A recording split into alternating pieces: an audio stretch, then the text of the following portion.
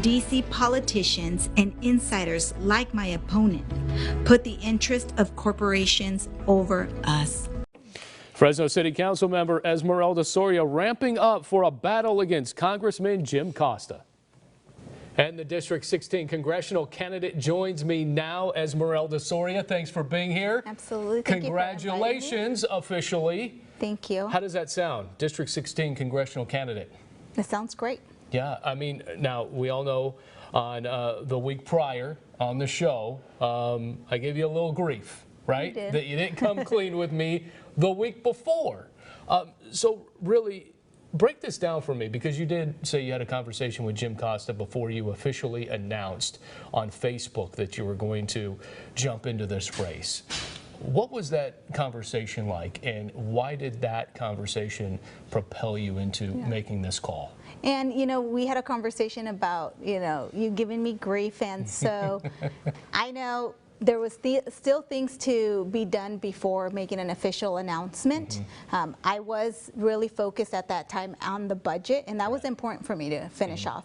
But also, as we were looking, at the congressional seat, I had to sit down with my opponent and also have a conversation with my family. And those were things that were important to me before actually sitting down and, having a conversation as to why am I running and what are the things that I'm going to do as the next Congresswoman for District 16. And Costa was a little disappointed in you. Yes, he was. Why was that?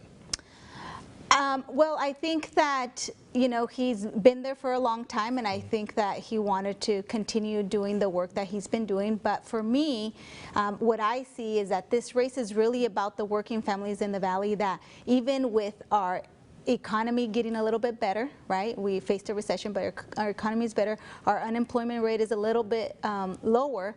The families are still struggling every day just to make ends meet. And so that's really what propels me, and what really the gut feeling that I have, that it is time to step up. To see some change in our community, because we can't continue doing the same and expect different results. You once endorsed Costa, and you're out there, you say that all the time, but something happened where maybe you lost faith in him and what he was doing, because in your Facebook post, you talk about how DC politicians and my opponent have let us down. You decided to say that in your Facebook post. Why?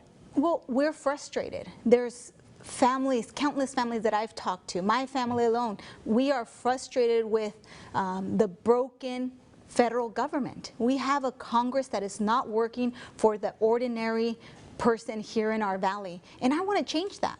I have a track record over the last 5 years of working hard here in the city of Fresno, building parks, bringing new jobs, building new housing, supporting our educational institutions, making sure that we're making those local investments. And guess what? Congress isn't doing their fair share, and we need to change that. We need to give our working families a voice in Congress. It's going to be one of those tough battles in this primary between you and Costa. Costa already has a lot of the endorsements, including presidential candidate Kamala Harris. How do you get past some of those endorsements? What are you seeing that says, I can take this primary? This campaign is not about the establishment. This campaign is about the ordinary people. I will tell you that over the last week and a half, since my announcement, we have seen a tremendous energy behind the campaign. People are hungry for change, and that's what's exciting. I already have over 24 local leader endorsements, and I think those are the votes that matter, because those are the people on the ground that actually get to bubble in my name.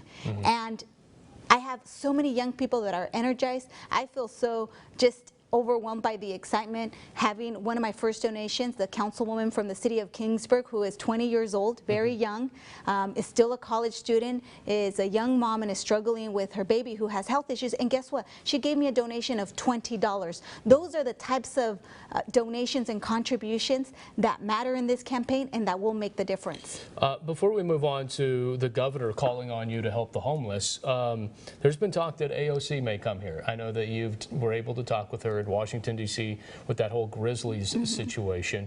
Is there a possibility that she may come here during the full campaign season and rally your base? Well, we will see. We have not been in communication with the Congresswoman or her office since the last visit that we had, but what I see here on the ground is a lot of energy, and I believe that our nation is going to see that there's a lot of energy here in the Valley and that we want something different.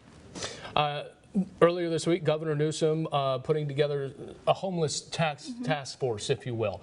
You're the only lone representative from the Central Valley that's on that. He didn't even call on Mayor Brand to help, even though he has that Street to Home initiative where he's working with homeless organizations.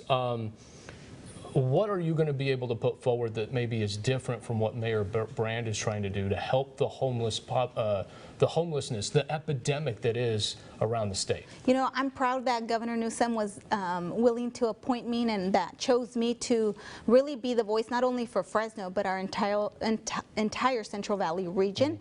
What we are going to be focused on is one, learning from the other regions, sharing what we are doing here in Fresno, because as you know, just recently we have moved together with the mayor and the council with a plan to address some of the temporary housing issues that we have.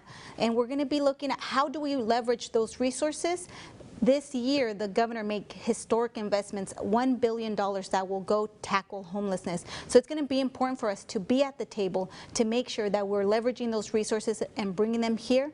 And then looking at the long term, building housing, which is what we need to do. And you will be at that table. Yep. Esmeralda Soria, appreciate the time, Thank as you. always. Thank you for having me. Running for officially, right? Yeah, officially. Okay, there you go.